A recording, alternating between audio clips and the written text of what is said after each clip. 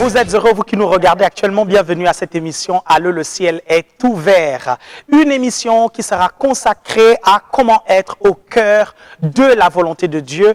Bien-aimés, nous allons passer des moments agréables dans la présence du Seigneur parce que j'ai un message spécial pour vous qui m'écoutez. Mais bien avant cela, j'aimerais passer un moment dans la prière avec quelques internautes qui ont envoyé des sujets de prière. Je vais vous dire un peu le nouveau déroulé de cette émission. Donc, la prière commencera désormais dès le début de l'émission pour les personnes qui ont envoyé les requêtes de prière dans la semaine et qui aimeraient qu'on puisse prier pour elles. Elles seront prioritaires. Donc, on commencera l'émission à prier pour ces personnes-là et ensuite, on écoutera le sujet du jour, la question du jour, la prédication du jour pour réveiller votre foi de telle sorte que vous puissiez, bien aimé, recevoir la prière dans une attitude de foi. C'est une émission interactive, donc vous pouvez envoyer vos requêtes de prière, quelles que soient les difficultés et les problèmes par lesquels vous passez. Je suis sûr et convaincu que notre Dieu est puissant et vivant et quelque chose va donc se passer. Donc sans plus tarder, c'est le temps de la prière.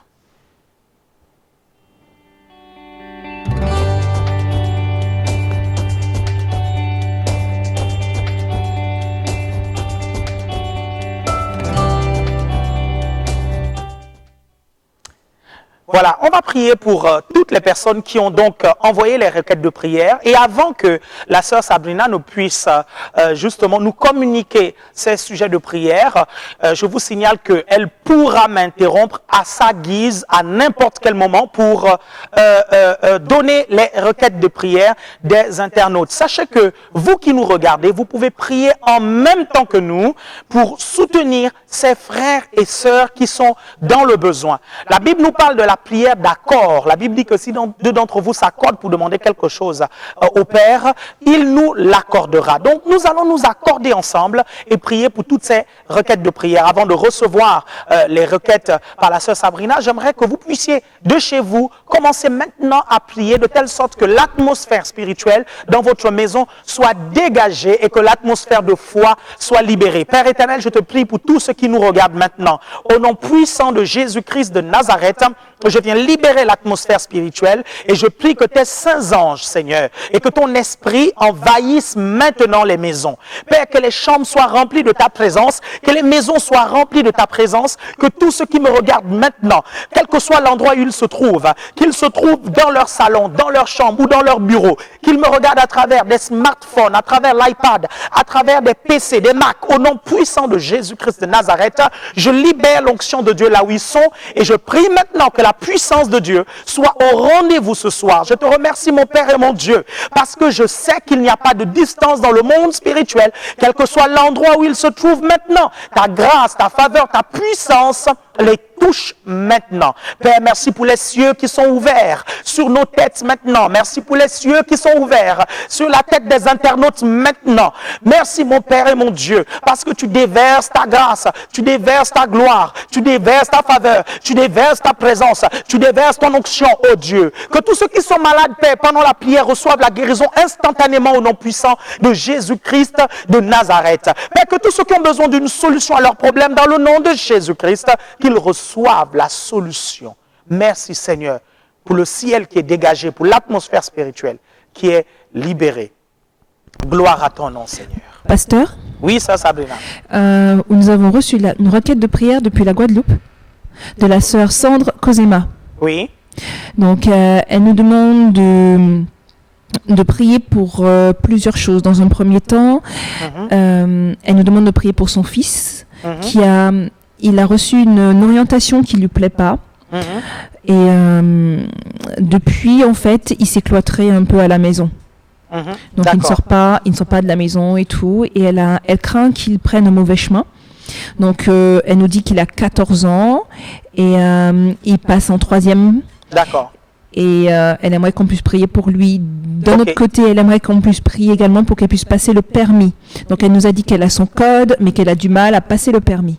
D'accord. Donc, si je comprends bien, son fils a fait des mauvais choix en fait d'orientation et apparemment il a échoué et actuellement il est en dépression.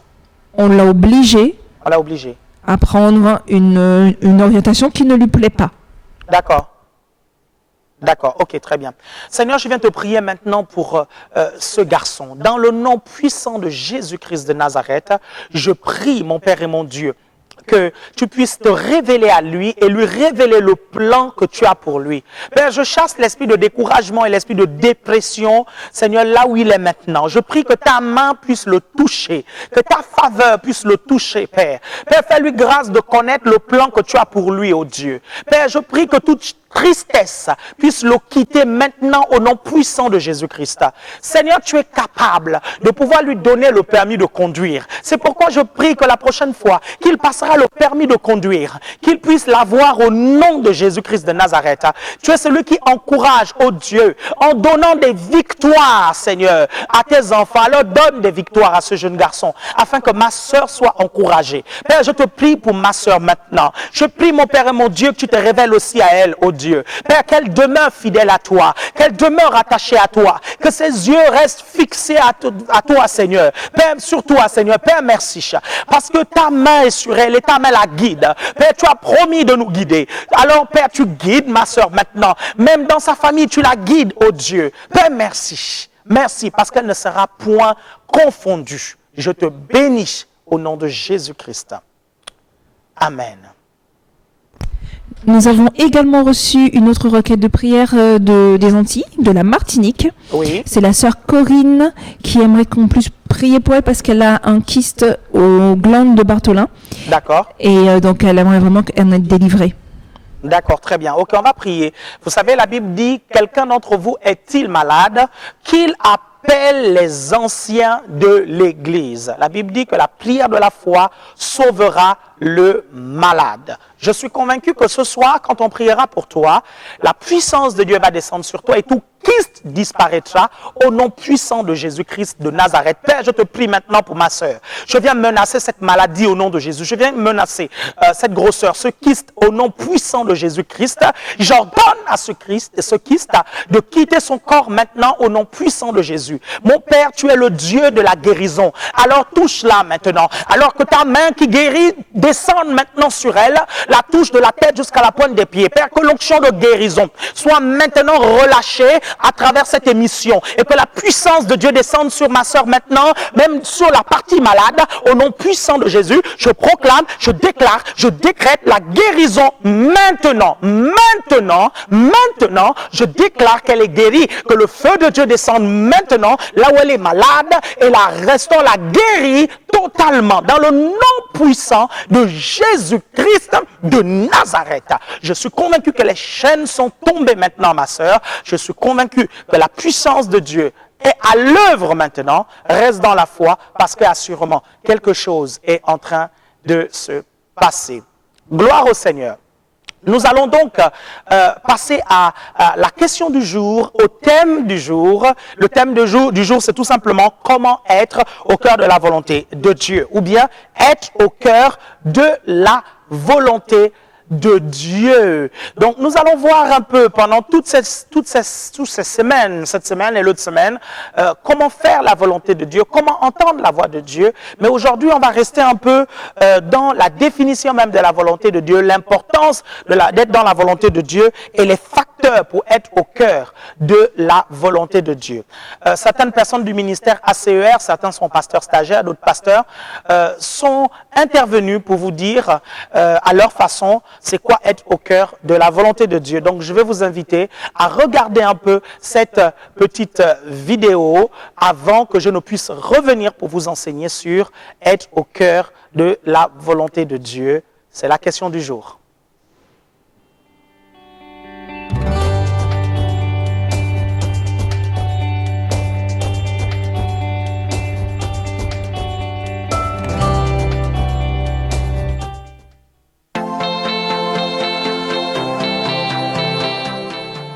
C'est quoi être au cœur de la volonté de Dieu?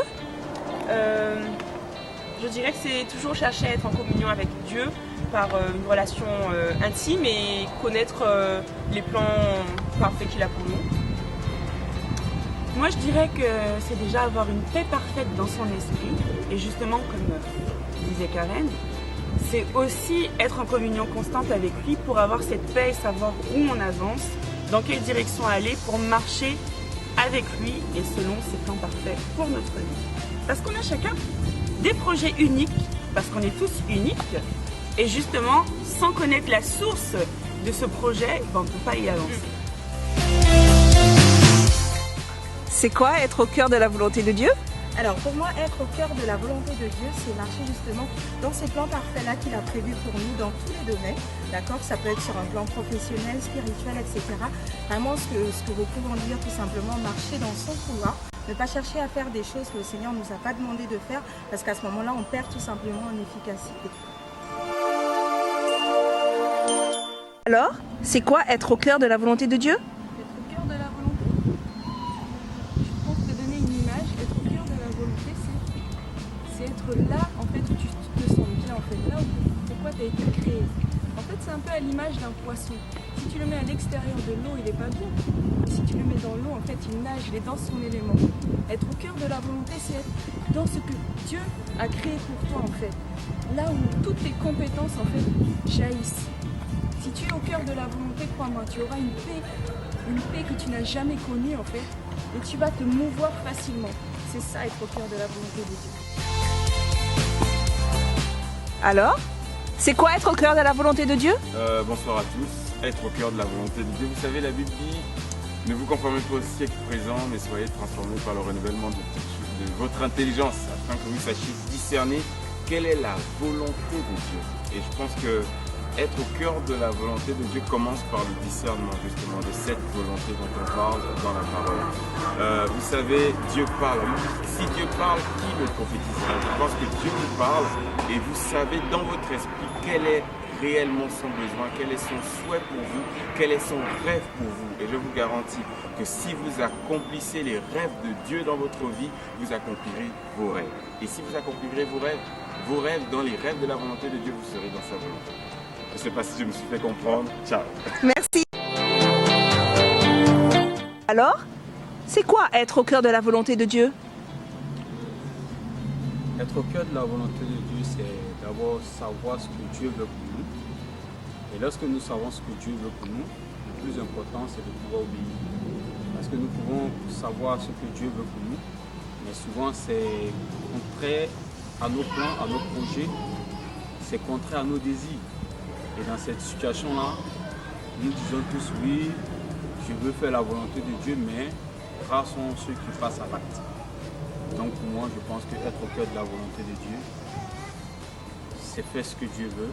C'est pas facile, parce que nous avons notre volonté qui par moments est aussi opposée.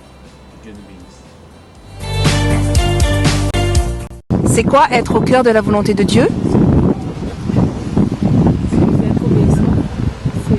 Pour moi, c'est être obéissant à sa parole, être attentif à sa voix, marcher selon ses commandements et ses préceptes. Pour moi, c'est ça. Alors, pour moi, marcher selon la volonté de Dieu, c'est déjà obéir et garder ses commandements. Jésus a bien dit dans Jean 14, verset 21, que celui qui m'aime, celui qui garde les commandements. Et moi, je crois sincèrement que vous êtes capable, à votre tour, de marcher selon les commandements du Seigneur afin que votre vie soit heureuse sur la terre. Tout dépend de vous. Raison pour laquelle je vous invite à observer ce verset pour que vous puissiez le méditer et le mettre en pratique. Que Dieu vous bénisse. Alors, c'est quoi être au cœur de la volonté de Dieu? Je réponds d'abord ou je réponds? Vas-y frère, je suis plus inspiré. Je dirais plusieurs choses sur le fait d'être au cœur de la volonté de Dieu. La parole de Dieu nous dit que sans la foi, il est impossible de lui plaire. Donc je dirais que être au cœur de la volonté de Dieu, c'est marcher par la foi, premièrement. Et être au cœur de la volonté de Dieu, c'est faire ce qui touche le Père. Je dirais après ça que être au cœur de la volonté de Dieu, c'est ressentir son amour et vouloir le partager, parce que Dieu est amour avant tout. Et je pense que marcher par l'amour, c'est une bonne chose, et leur répondre, c'est répondre son appel et sa volonté. Alors, c'est quoi être au cœur de la volonté de Dieu? Être au cœur de la volonté de Dieu, c'est être dans le plan spécifique que Dieu a prévu pour sa vie. Être dans le plan spécifique et être dans le plan que la Bible prévoit pour les chrétiens. Merci. Être au cœur de la volonté de Dieu. L'importance d'être au cœur de la volonté de Dieu ou les facteurs qui peuvent nous permettre d'être au cœur de la volonté de Dieu. Bien avant, j'aimerais que vous puissiez ouvrir vos Bibles dans Romains chapitre 12. Nous allons partager ensemble la parole de Dieu. Romains chapitre 12, dès le verset 2. Je vais lire. La Bible dit « Ne vous conformez pas au monde actuel, mais soyez transformés par le renouvellement de l'intelligence afin de discerner quelle est la volonté de Dieu, ce qui est bon, agréable et parfait. » Est-ce que vous vous rendez compte? Ce qui est bon, agréable et parfait, comment discerner la volonté de Dieu? Déjà, j'aimerais vous définir un peu le thème volonté de Dieu. La volonté de Dieu, simplement définie, c'est ce que Dieu veut pour chacun de nous. Ce que Dieu veut pour chacun de nous. Maintenant, il y a plusieurs types de volonté de Dieu. Il y a la volonté parfaite et la volonté permissive. Il y a la volonté générale de Dieu et la volonté spécifique de Dieu. La volonté générale de Dieu est révélée dans les Saintes Écritures. Lorsque vous lisez la Bible de la Genèse à l'Apocalypse, vous découvrez ce que Dieu veut pour l'homme en fait. Ça, c'est la volonté générale de Dieu. Maintenant, la volonté spécifique de Dieu, c'est la volonté qu'il veut pour quelqu'un de façon spécifique. Je vais prendre un exemple très simple. Lorsque vous lisez la Bible, vous ne verrez jamais s'il faut épouser Pierre, Jacques ou Jean, ou s'il faut épouser Bernard. Vous ne verrez pas cela en fait. Mais par contre, vous verrez qu'il faut épouser un homme lorsque vous êtes une femme. Vous verrez que l'homosexualité, par exemple, n'est pas permise par le Seigneur, n'est pas permise dans la parole de Dieu, et ceux qui sont dans l'homosexualité sont purement et simplement dans la volonté permissive du Seigneur. Ok, je vous ai parlé de la volonté générale, je vous ai parlé de la volonté spécifique, maintenant il y a la volonté parfaite et la volonté permissive. La volonté parfaite, c'est celle-là que Dieu veut pour vous et pour moi. C'est quoi une volonté parfaite? Vous êtes un père, par exemple, de famille. Vous voulez que votre enfant soit ingénieur. Mais votre enfant, après l'âge de 18 ans, étant majeur, a la possibilité de décider. Mais il ne décide pas d'être ingénieur comme vous le souhaitez, en fait. Il décide d'être autre chose que d'être ingénieur. Il décide d'être, par exemple, cuisinier. Lorsque vous acceptez que votre enfant soit cuisinier alors que vous voulez qu'il soit ingénieur, même si cela vous attriste, votre enfant est dans votre volonté permissive. C'est-à-dire que votre enfant est dans la volonté que vous permettez. Vous n'êtes peut-être pas d'accord, vous n'êtes peut-être pas... comment on appelle ça? Bon, d'accord, comme je le disais, mais vous le tolérez, hein, parce que c'est votre enfant et parce qu'il a une volonté et il a un libre arbitre. Donc ça, c'est la volonté permissive de Dieu. Donc sachez que la volonté permissive, elle est dangereuse. Nous devons être au cœur même de la volonté parfaite de Dieu. Pourquoi? Parce que c'est Dieu qui nous connaît, c'est lui qui nous a créés. Et vous savez, ce monde-là est comme une chaîne en fait. Et vous êtes un maillon de la chaîne dans la destinée de l'humanité. Et un maillon a un rôle bien précis. Celui qui a créé la chaîne connaît le rôle de chaque maillon. Donc, il connaît votre rôle. Il vous a envoyé sur la terre pour faire quelque chose de bien précis. Alors, vous devez découvrir cette chose-là qu'on appelle la volonté parfaite de Dieu pour vous. Je ne sais pas si je suis assez clair là-dessus. C'est extrêmement important d'être là où Dieu veut que vous soyez, de faire ce que Dieu veut que vous fassiez et d'être au temps de Dieu, faire toutes ces choses-là en ce moment. Parce que connaître ces choses, faire des choses, c'est une chose, mais être au temps de Dieu, c'est aussi une autre chose. Tout ça, ce sont des sujets que nous allons développer dans le thème sur la volonté de Dieu. Maintenant, il y a des dimensions dans la volonté de Dieu.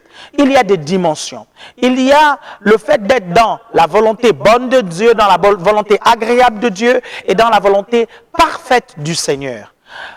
Vous savez, ces dimensions-là vont nous permettre d'exceller dans la vie, vont nous permettre de correctement faire la volonté de Dieu. Vous savez, la Bible nous parle d'être rempli de la connaissance de la volonté de Dieu. Être rempli de la connaissance, donc, de la volonté de Dieu. Et être dans la volonté parfaite de Dieu, c'est être au cœur même de la volonté de Dieu. Bon, avant de continuer cet enseignement, nous allons juste écouter quelques annonces. C'est un livre, c'est 3 livres que j'ai écrits. Un livre, Comment entendre la voix de Dieu. Un autre livre, Les 7 caractéristiques de l'onction. Un autre livre, Les 7 caractéristiques de l'onction, Comment entendre la voix de Dieu. Les 12 lois essentielles pour exercer son ministère. Le livre Comment entendre la voix de Dieu va vous aider véritablement à comprendre tous les aspects que j'ai expliqués à l'introduction. Ensuite, nous allons entrer dans le cœur même du message. Nous allons juste vous inviter à regarder ces quelques annonces.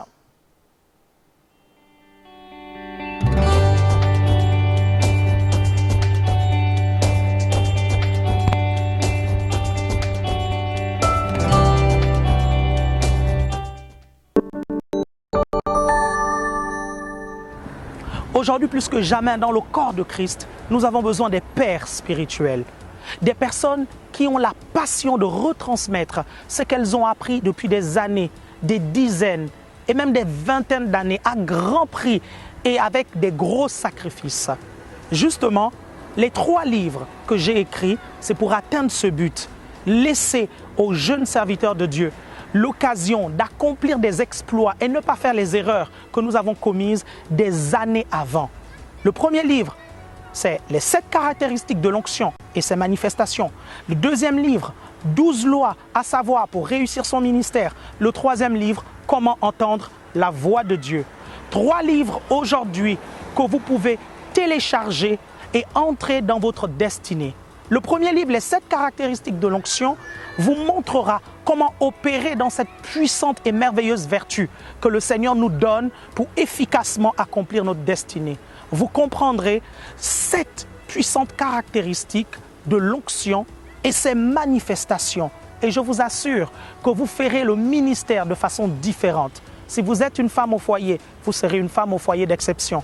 Si vous êtes un ingénieur, vous serez un ingénieur d'exception à cause de l'onction. Si vous êtes un pasteur, vous serez un pasteur d'exception à cause de l'onction.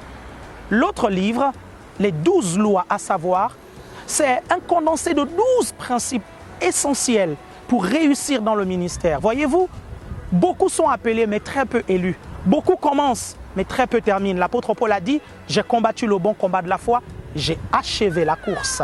Ces 12 principes vous aideront à achever la course. Ces 12 principes vous assureront la longévité dans le ministère.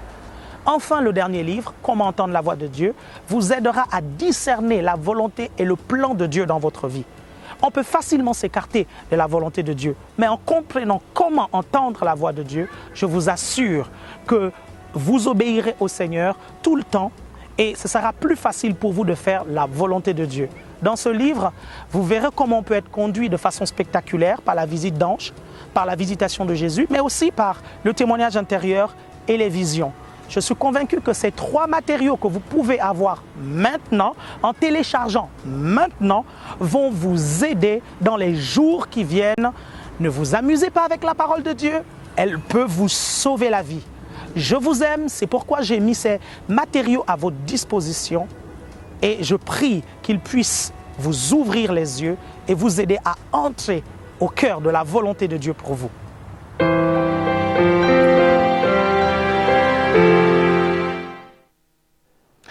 ce sont des puissants matériaux qu'on met généralement à votre disposition qui vont vous aider à approfondir les sujets que nous développons à l'émission Allez, le ciel est ouvert.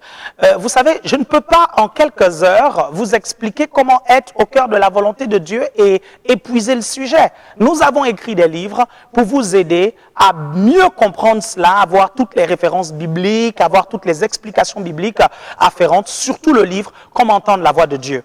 Alors, je vous invite à ne pas hésiter du tout à aller déjà sur notre boutique en ligne www.alainpatrick.fr pour commander ce livre « Comment entendre la voix de Dieu » qui vous aidera à comprendre tout ce que je vous ai expliqué. Donc, je le redis, le lien c'est www.alainpatrick.fr et je crois que le lien est en train de s'afficher maintenant pendant que je suis en train de parler. Donc, vous allez sur le site et vous commandez ce livre. Très bien. Ok, donc on va continuer notre enseignement donc sur comment être au cœur de la volonté de Dieu. Premièrement, nous allons voir l'importance d'être au cœur de la volonté de Dieu. Je vous ai dit tout à l'heure, Dieu vous a envoyé sur la terre pour un but. Et si vous venez sur la terre et que vous n'accomplissez pas ce but, vous avez échoué. Est-ce que vous comprenez? C'est pour ça que vous devez être au centre même de la volonté de Dieu. Si vous venez sur la terre et que vous ne faites pas ce que Dieu vous a demandé de faire au moment où il vous a demandé de faire, un jour, si vous êtes chrétien, vous passerez devant le tribunal de Christ et le Seigneur vous demandera des comptes au sujet de ce pourquoi il vous a envoyé sur la terre. Vous devez prier le Seigneur pour que le Seigneur puisse vous donner la conscience de l'éternité. Vous savez, quand vous êtes conscient de l'éternité, vous ne vivez plus sur la terre au jour le jour. Vous vivez maintenant en ayant conscience qu'un jour, vous vous présenterez devant Dieu et vous rendrez des comptes pour tout ce que vous avez fait, pour toutes les minutes que vous avez faites ici sur la terre, pour chaque instant, pour tous les dons, pour les talents que le Seigneur vous a donnés. Donc, c'est extrêmement important d'être au cœur de la volonté de Dieu. L'autre chose, l'importance d'être au cœur de la volonté de Dieu, c'est que Dieu ne pourra bénir que ses plans. La Bible déclare, si l'Éternel ne bâtit la maison, ceux qui la bâtissent travaillent en vain. Est-ce que vous suivez? Certains d'entre vous, vous commencez des choses et vous n'arrivez pas du tout à aller jusqu'au bout parce que vous échouez brillamment, parce que Dieu ne bénit pas les plans qui ne sont pas les siens. Dieu bénit ses plans. Les plans humains, Dieu ne les bénit pas. Donc, vous devez être au cœur de la volonté de Dieu pour bénéficier de la bénédiction du Seigneur, pour bénéficier de la faveur de Dieu, pour bénéficier de la grâce de Dieu. Qui d'entre vous, effectivement, va, comment on appelle ça, financer quelque chose qu'il n'a pas voulu, en fait? Qui d'entre vous? Je prends un exemple, vous ne voulez pas que telle chose soit construite, on vous dit de donner votre argent. Certains d'entre vous, comme vous ne voulez pas, vous pouvez ne pas donner votre argent. Est-ce que vous voyez? C'est un peu logique en fait. Dieu ne va pas bénir les projets qui ne sont pas les siens. Écoutez, ce n'est pas parce que ce sont les projets de Dieu que vous dites, mais attendez, mais il est un peu égoïste, Dieu. Comment ça se fait qu'il ne bénit que ses propres projets? Moi aussi, j'ai des projets. Je vous dis que les projets de Dieu pour vous sont les meilleurs. Ça, vous devez le retenir. C'est un axiome. Ne discutez pas avec ça. Les projets de Dieu pour vous sont les meilleurs. Alors, bien-aimés, prenez la résolution d'être au cœur même de la volonté de Dieu. Chaque minute, chaque instant, quand j'avance, je me demande toujours, je dis, mais Seigneur, est-ce que ce que je fais, c'est au cœur de ta volonté? Seigneur, est-ce que ce que je suis en train de faire, ça sert même ta volonté dans ma vie? Parce qu'il y a des choses qu'on fait qui ne servent pas la volonté de Dieu dans notre vie.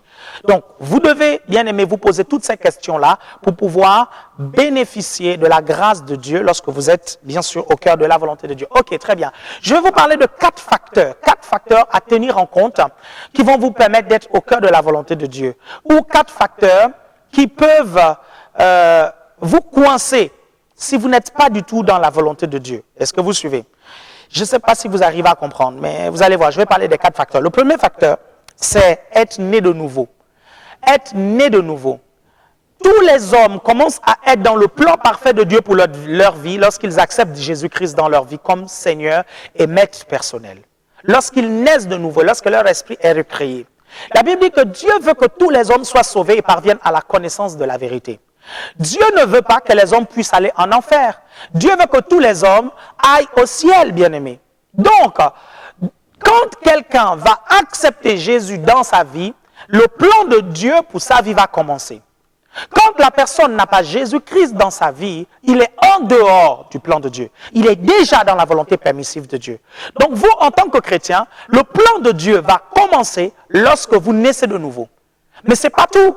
Parce qu'il y a un chemin, il y a une marche, il y a des années qui viennent, il y a des mois qui viennent, il y a des semaines qui viennent, il y a des jours qui viennent. Il faut que vous demeuriez au cœur même de la volonté de Dieu. Être sauvé, c'est bien. Mais que faut-il faire maintenant après? C'est cela même la question qui concerne notre thème. Donc, le premier facteur, c'est naître de nouveau. Je vous l'ai déjà dit. Le deuxième facteur, c'est être dans une église locale. Vous aurez du mal à être correctement dans la volonté de Dieu si vous n'êtes pas dans une église locale et si vous n'avez pas du tout un pasteur comme leader. Est-ce que vous comprenez? Ayez une église locale. Toutes les personnes qui ne sont pas dans une église locale ne sont pas dans la volonté de Dieu. Pourquoi? Parce que l'église, c'est Dieu qui l'a créée. C'est vrai, il existe l'église universelle, mais il y a aussi des pâturages. Dans la région où vous êtes, dans le pays où vous êtes, il y a une église quelque part qui peut vous correspondre et qui peut vous aider à entrer dans le plan de Dieu pour vous. C'est la volonté parfaite de Dieu que vous soyez dans une église locale. Et si vous n'êtes pas dans une église locale, vous êtes à la merci du diable, vous êtes à la merci de certaines circonstances qui vous sortiront complètement de la volonté de Dieu. Regardez comment une église locale peut vous aider à être au cœur de la volonté de Dieu. Déjà parce que les frères et les sœurs qui sont dans cette église, certains sont matures et peuvent vous aider à être au centre de ce que Dieu veut pour vous. Et lorsque vous sortirez de la volonté de Dieu, parce que ça peut arriver que de temps en temps on s'écarte de la volonté de Dieu, les frères, les sœurs, les leaders de l'église nous recadrent et nous amènent au centre même de la volonté de Dieu. Donc c'est important d'avoir un pasteur et d'avoir une église locale. Ça c'est le deuxième facteur.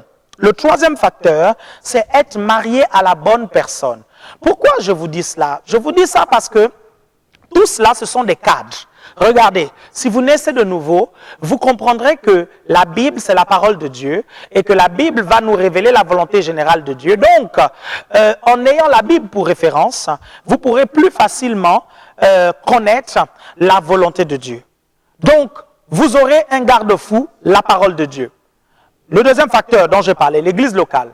Si vous sortez de la volonté de Dieu et que vous êtes dans une église locale et que vous avez un leader, le leader peut avoir du discernement et vous dire non, je ne pense pas que c'est ce que Dieu vous appelle à faire. Vos frères et vos sœurs en Christ peuvent aussi vous aider. Maintenant, quand on parle d'être marié à la bonne personne, si vous êtes marié à la mauvaise personne, bien aimé, si vous sortez de la volonté de Dieu, cette personne-là ne pourra pas vous ramener parce que c'est la mauvaise personne. C'est la raison pour laquelle j'ai l'habitude de décourager les chrétiens de se marier avec un inconverti. Parce que la Bible dit, qu'y a-t-il entre les ténèbres et la lumière? Vous suivez? Vous ne pouvez pas épouser des inconvertis.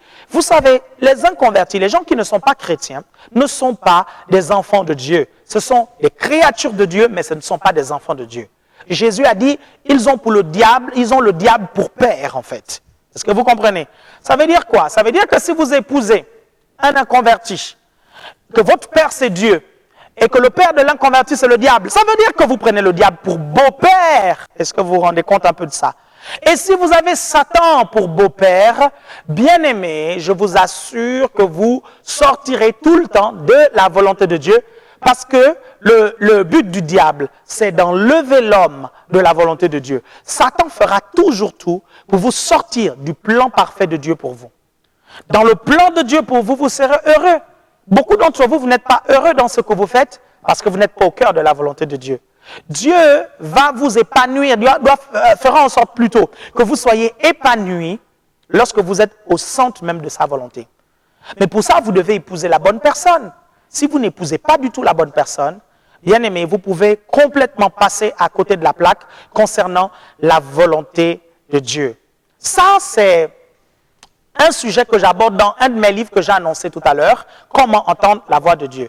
Il y a un chapitre, comment choisir son conjoint, et là-dedans, je vous donne des conseils. Je ne vais pas m'atteler là-dessus parce que dans les semaines qui viennent, certainement, je développerai ce thème-là. Mais ça ne vous dispense pas de prendre le livre, comment entendre la voix de Dieu. Ensuite, l'autre facteur, le quatrième facteur, c'est ta carrière. Ta carrière. Qu'est-ce que tu fais tous les jours de ta vie?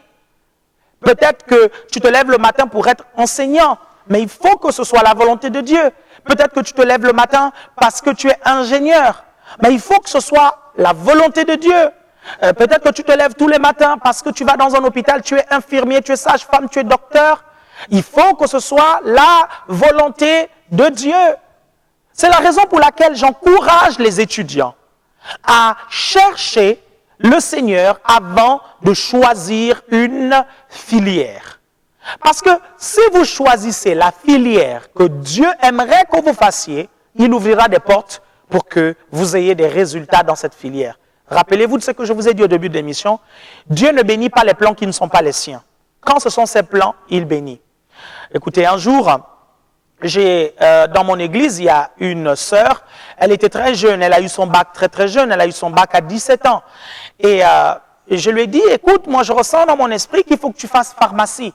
Parce que tu as des facilités en chimie et c'est Dieu qui aimerait que tu puisses pharmacie parce qu'il aimerait que tu puisses t'orienter comment on appelle ça, dans des métiers de recherche, les choses de ce genre. Quand je lui ai dit ça, en fait, elle ne m'a pas trop cru, la sœur. Et elle allait s'inscrire en médecine directement. Je lui ai dit, non, ne va pas t'inscrire en médecine. Tu vas redoubler si tu vas en médecine, en fait. Mais la sœur ne m'a pas écouté. Elle est venue me voir quelques semaines plus tard. Elle m'a dit, pasteur, je me suis quand même inscrit en médecine. Et je lui ai dit, aussi méchante que la déclaration puisse paraître, hein, mais je lui ai dit, écoute, tu as 17 ans, tu as encore des années à perdre, c'est bon quoi. Hein, tu rentreras dans la volonté de Dieu à 20 ans, mais tu te rendras compte que tu auras perdu 3 ans. L'année d'après, elle a brillamment échoué son année de médecine. Et pourtant, c'était une fille très intelligente. Et je lui ai dit, mais écoute, voici déjà un signe que tu n'es pas au cœur de la volonté de Dieu. Va en pharmacie, profite. Elle dit non, je vais encore réessayer. La deuxième année, peut-être que je l'aurai. J'ai rigolé. Je lui ai dit, ben écoute, tu as 18 ans, tu as encore l'âge de redoubler. Vas-y, fais-le. Et elle est allée, elle l'a fait. Et elle a redoublé. Et elle est venue me voir. Et elle me dit, tu sais, pasteur, j'ai encore redoublé. Je lui dis, écoute, si tu veux encore faire quelque chose qui n'est pas en rapport avec la volonté de Dieu, fais-le, tu redoubleras encore. Mais moi, je te conseille de faire un métier qui a un rapport avec la chimie parce que tu as des facilités en chimie. Elle me dit, mais pasteur, comment tu as su effectivement que j'ai des facilités en chimie? Je dis, non, c'est l'Esprit de Dieu qui me l'a révélé. Voyez-vous, lorsque vous êtes dans une église locale, l'une des responsabilités de votre pasteur, c'est de vous guider par rapport à la volonté de Dieu pour votre vie. Pourquoi? Parce qu'il est censé être expérimenté dans sa vie chrétienne, il est censé être mature et il est censé avoir l'Esprit de Dieu. Et l'une des choses que le Seigneur donne, l'un des dons que le Seigneur donne au pasteur, c'est un don appelé la parole de sagesse. C'est la capacité de donner des solutions, la capacité de guider des gens en fait, par rapport à des choix cruciaux de la vie. C'est pour ça que j'ai dit tout à l'heure, soyez dans une église locale, pour que votre pasteur puisse vous aider. Donc cette sœur-là, malgré le fait qu'elle était dans une église locale et qu'elle avait un pasteur qui lui a donné des conseils, elle n'a pas suivi. Et après plusieurs échecs, elle est allée s'inscrire finalement dans une filière qui avait un rapport avec la chimie. Elle n'avait pas besoin de tout ça, elle pouvait tout simplement suivre mon conseil et gagner des précieuses années. Donc, ne soyez plus au chômage parce que vous êtes au cœur de la volonté de Dieu. Découvrez ce que Dieu veut pour vous et je peux vous garantir, mes chers frères et sœurs, qu'il y a une entreprise quelque part que le Seigneur a déjà disposée pour vous recevoir. C'est la raison pour laquelle, lorsque vous avez terminé votre formation, ayez la foi et remerciez le Seigneur. Dites, merci Seigneur, parce que aujourd'hui même, il y a une porte ouverte pour une entreprise quelque part. Et demandez à Dieu de vous guider vers cette entreprise-là. Et le Seigneur vous guidera vers cette entreprise-là. J'aimerais prier maintenant. Je ressens dans l'esprit qu'il faut que je prie maintenant pour des personnes qui recherchent du travail. Père éternel, je te prie maintenant pour toutes les personnes qui cherchent du travail. Père, si ce n'est pas ta volonté qu'ils fassent la filière dans laquelle ils recherchent, je prie maintenant que tu puisses le leur révéler. Père éternel, que ta parole puisse s'adresser maintenant à eux puissamment. Ouvre leur cœur, Seigneur, afin qu'ils t'entendent leur parler. Père, je prie qu'ils soient au cœur de ta volonté. Père, révèle-toi à eux, même dans un rêve, Seigneur, parle-leur, de telle sorte qu'ils ne fassent pas ce que tu n'as pas prévu pour eux. Père, je te prie pour ceux qui sont au cœur de ta volonté, mais qui ont du mal à trouver un travail. Père, je prie que tu leur donnes de la ténacité. Père, je prie que tu leur donnes de la motivation. Père, je prie que tu les aides à se lever, à aller chercher du travail. Conduis leur recherche, mon Père et mon Dieu. Père, je prie qu'ils ne puissent pas chercher n'importe comment, comme des gens qui n'ont pas de guide. Père, tu es leur guide. Tu es celui qui leur montre le chemin à suivre. La Bible déclare, l'Éternel est mon berger et je ne manquerai de rien.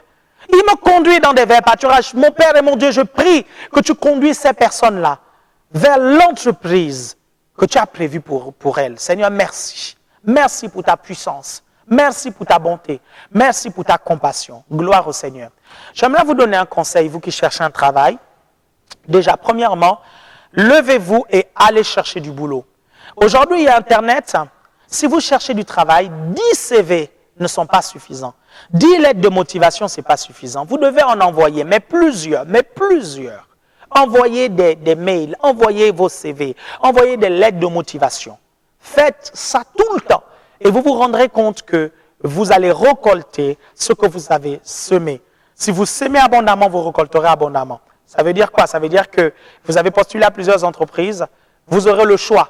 Je prophétise au nom de Jésus que ces entreprises-là vous appelleront. Et c'est vous qui choisirez. Vous pourrez même négocier le salaire au nom puissant de Jésus. Vous pourrez même négocier les conditions de travail au nom puissant de Jésus-Christ de Nazareth. J'espère que cet enseignement vous a béni. Nous allons passer un temps de prière et n'hésitez pas, envoyez donc vos sujets de prière. Écoutez, si nous ne prions pas pour vous maintenant, nous allons prier pour vous l'émission d'après. L'avantage, c'est qu'actuellement, nous faisons l'effort de produire plusieurs émissions dans la semaine pour que les requêtes de prière des internautes soient répondues, s'il faut dire comme ça, hein, le plus rapidement possible. Nous allons passer un temps de prière. C'est bien sûr le temps de la prière maintenant.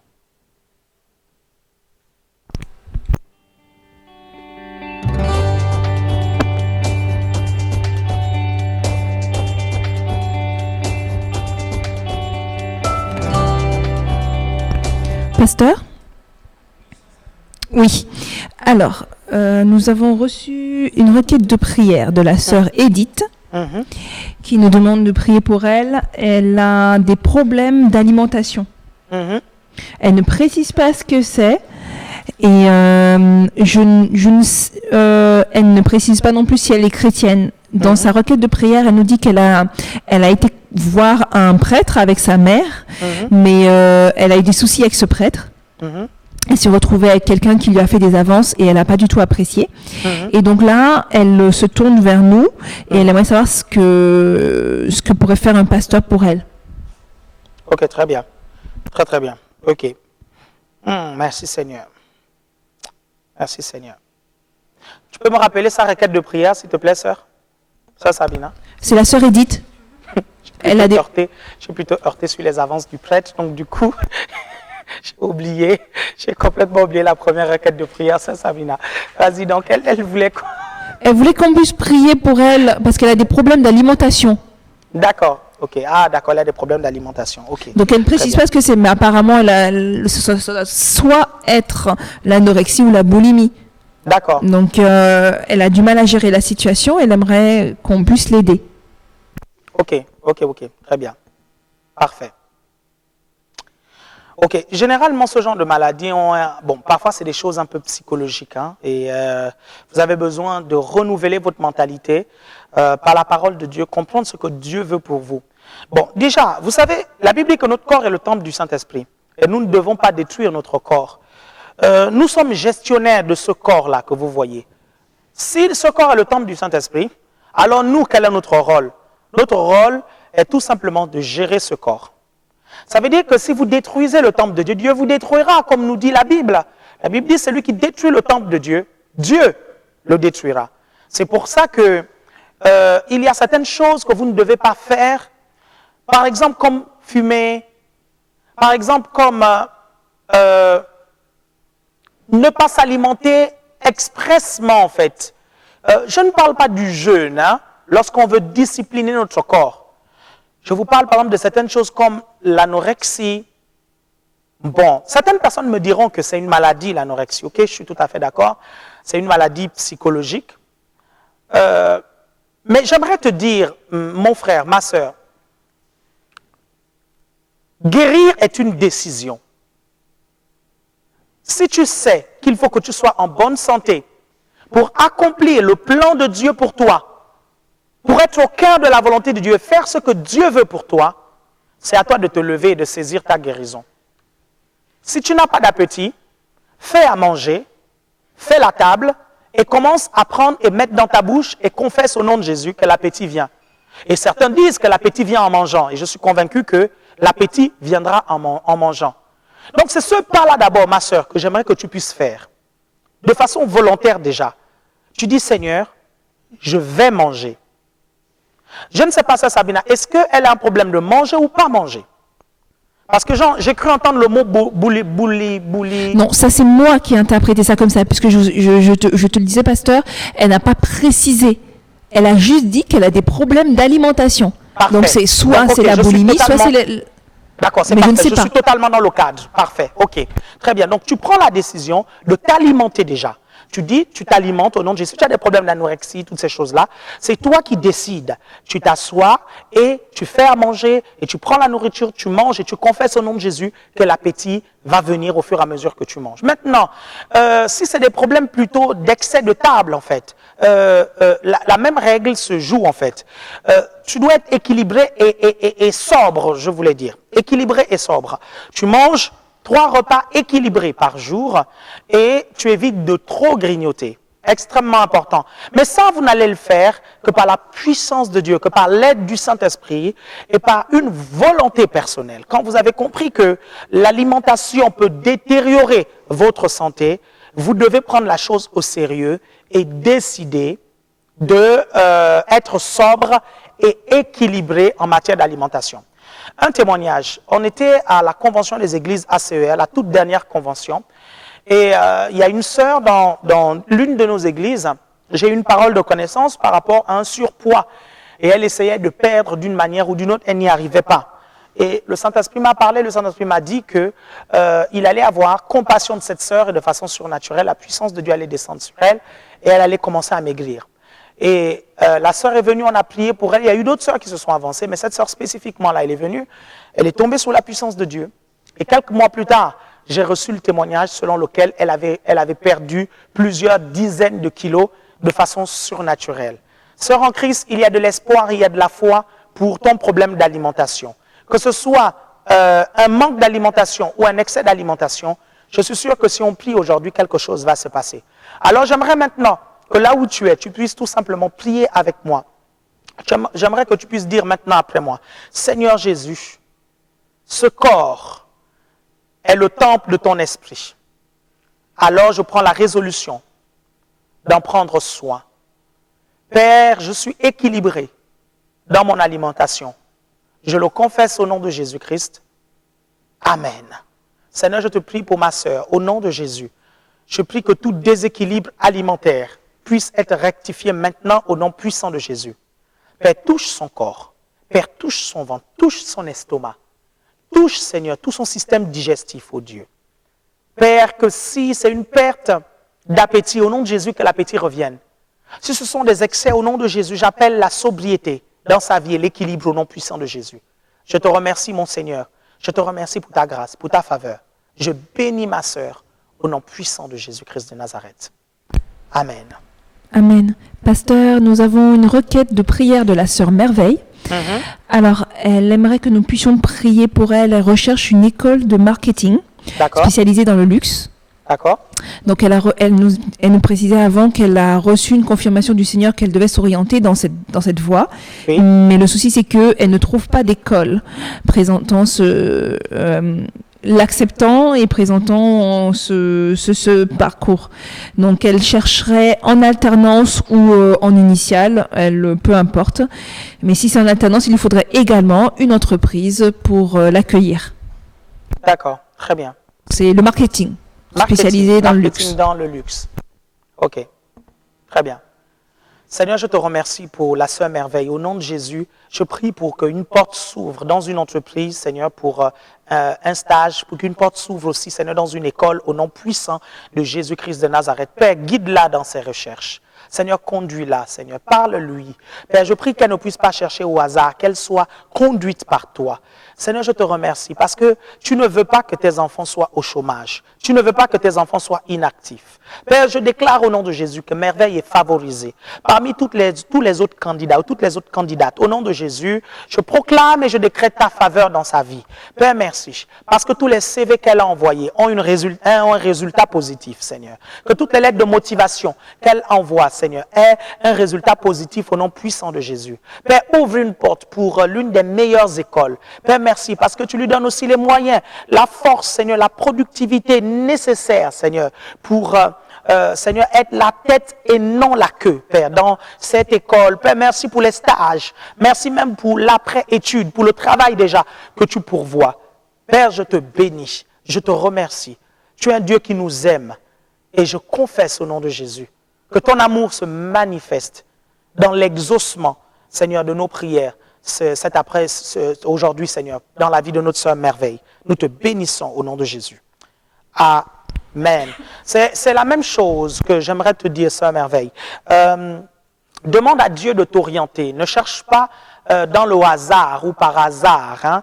Essaye de demande à Dieu de t'orienter. Le Seigneur va te guider. Regardez, le psaume 23 dit, regardez, on va le lire et vous allez vous rendre compte, ça c'est l'un de mes psaumes préférés. Peut-être que vous qui me regardez, chers internautes, vous connaissez peut-être ce psaume, mais nous allons le lire tous ensemble et j'aimerais que chez vous, vous preniez votre Bible et vous allez lire ce psaume. Psaume 23. Regardez.